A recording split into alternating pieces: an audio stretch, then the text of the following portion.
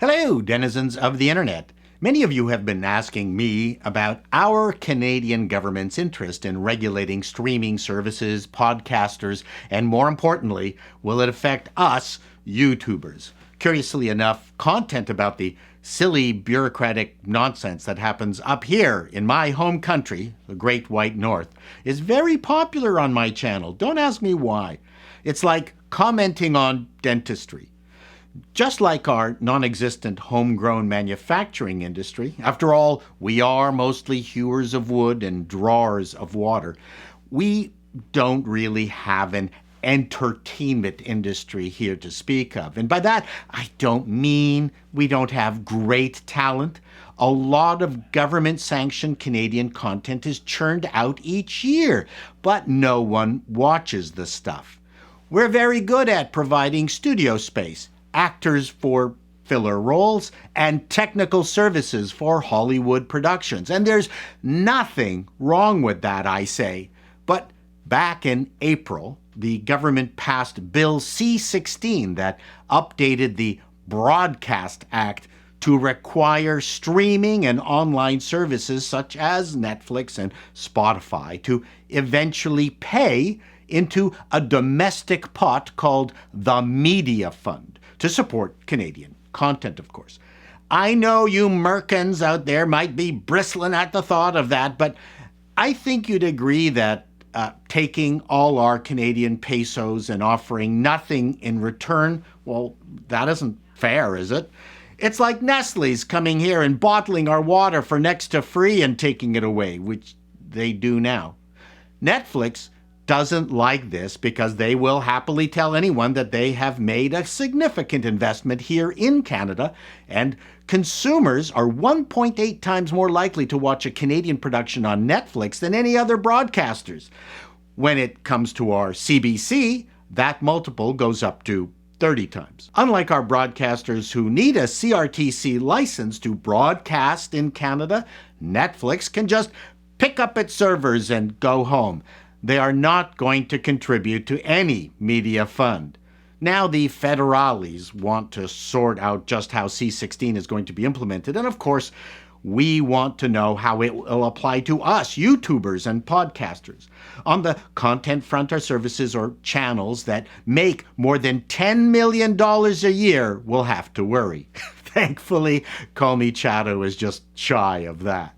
But it will affect the aggregators such as YouTube and Spotify, the home of our efforts, as they easily surpass the 10 million threshold.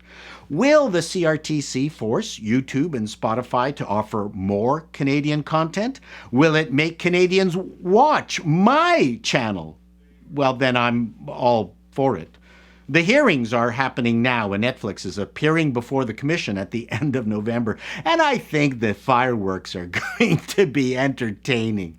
But just for fun, let's look at how le gouvernement du Canada frames these hearings. Reading government documents is what we do for fun up here. First of all, I gotta love the headline. CRTC makes major step forward to modernize Canada's broadcast framework. When I was in Hollywood, that's how everyone talked. Broadcast framework. No, of course not. Studio heads would call us in and ask if we thought the tits on the actress were big enough. Do you notice the subtle difference between how Hollywood approaches entertainment versus the CRTC? Still, you gotta love the use of major step forward. Sounds very great leap forward, doesn't it? Then there's modernize. What does that mean exactly? Do they mean for modern audiences? I think the authors of this document wants us to think that modernize means make better, which of course is a falsehood because one can modernize a kitchen and actually make it worse. None of our private broadcasters want to do any Canadian programming, but they are forced to, and they want the same misery applied to streamers. Now, here is something of interest for you out-of-towners. You notice that the location of this press release is tagged as Ottawa-Gatineau. Gatineau is a Quebec city right across from Ottawa, and it's separated by the Ottawa River. It's not the capital of Canada.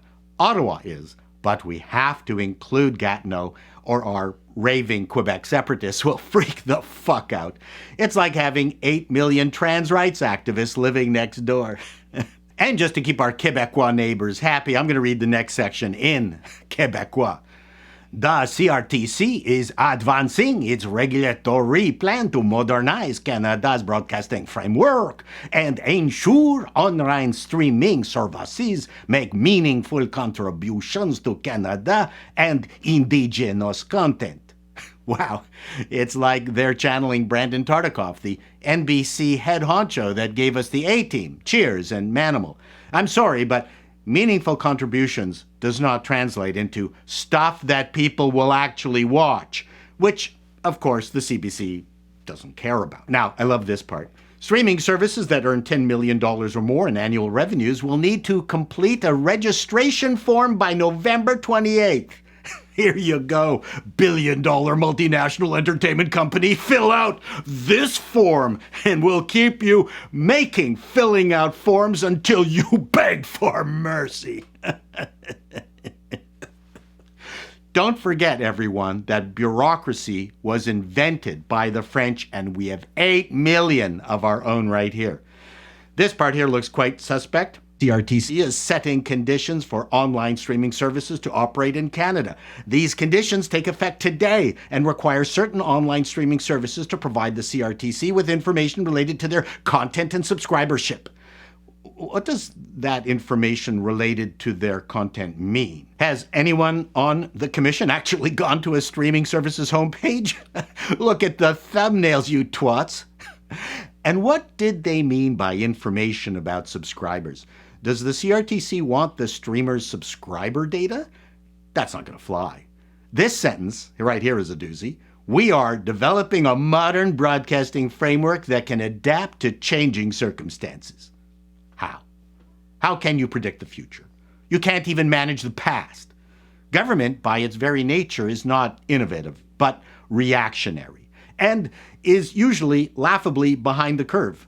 Tech companies do not wait for governments to innovate. Finally, the quick facts. Social media services must register. However, users do not. Online services that offer podcasts must register. However, individuals who use social media to share podcasts do not. Online services that only provide video game services or audiobooks do not have to register. I hope that clears things up for you, fellow creators, and you can rest comfortably until such time as the CRTC will start telling YouTube, Spotify, and Apple that some of us are a bit too unruly and they should manage us better, as in turn off our channels. That's what really we should be watching out for, even though the minister in charge of this has said that he has no intention of policing Canadian content creators. Bullshit. I look forward to your comments and questions. Till next time, denizens, be seeing you. Bonne chance, mon ami.